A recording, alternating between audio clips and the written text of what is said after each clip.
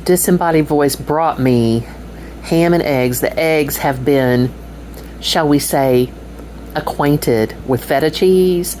Oh my gosh, it's so good. I love breakfast for supper. Do y'all like that?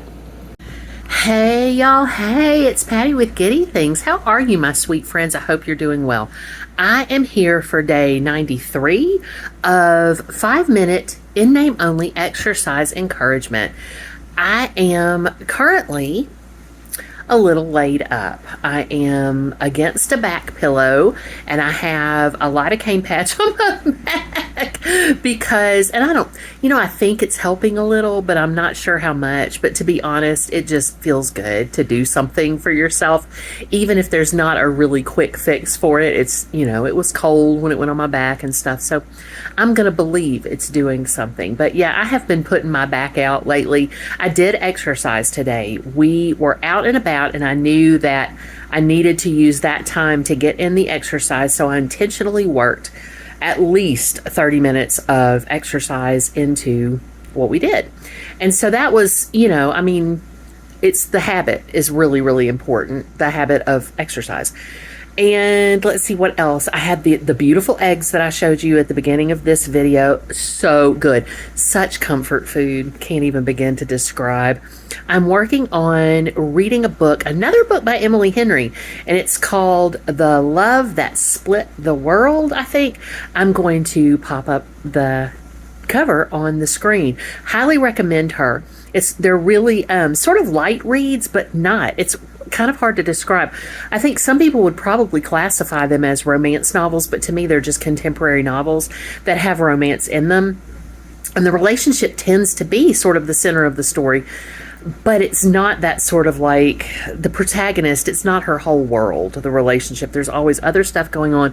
And she tends, Emily Henry, there's a gnat, tends to work some neat twists in there. Not necessarily the thriller twists, which I like those too, but the twists that come from just finding out how things are related in stories. So again, Emily Henry. So far by her, I've read Funny Story, and y'all, I have to look off to think, and there's a reason for that. Maybe I'll talk about it in another video, but it's the way my mind works. So Funny Story by Emily Henry. Great Big Beautiful Life by Emily Henry. Book Lovers by Emily Henry, and then also this one, The Love That Split the World, which I thought that was a really cool title, and I think it may be her debut novel. I'm not completely sure, but I will check. So yeah, that's been a lot of fun. I'm not really diamond painting right now because it's hard for me to do that with my back being out. I did get, and I'll show you these when I start working on them in another video. I did get some coasters for me and my boys to have here at the house. And I'm also going to get the big brother his own set. And I think I've decided which ones I'm going to do. He's also has cats. Those are my granddaughters, his 3 cats, and Tuna, Sushi, and Poke. And I am going to, I think, make him some coasters that look like they're samurai cats. Samurai. We try to be not so samurai cats, and they're really cute. I saw them online, and I think I'm going to order them and do those for him. I'm working on, as I might have shared, a Doctor Who wall painting type diamond painting to frame and put on the wall for the Handy Helper.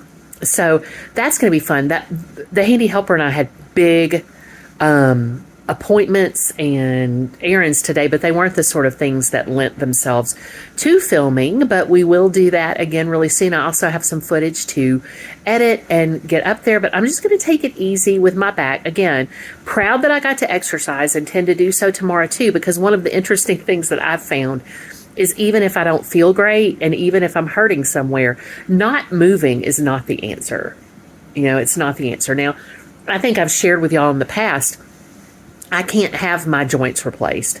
They need to be replaced, but I can't, not need. They could benefit from that, but I can't because of my connective tissue disorder. It's kind of complicated to explain it, but I'm sure you could probably figure that out just by the fact that I have identified it as a connective tissue disorder, and the connective tissues are what hold in the joints and stuff. So it's ligaments, tendons.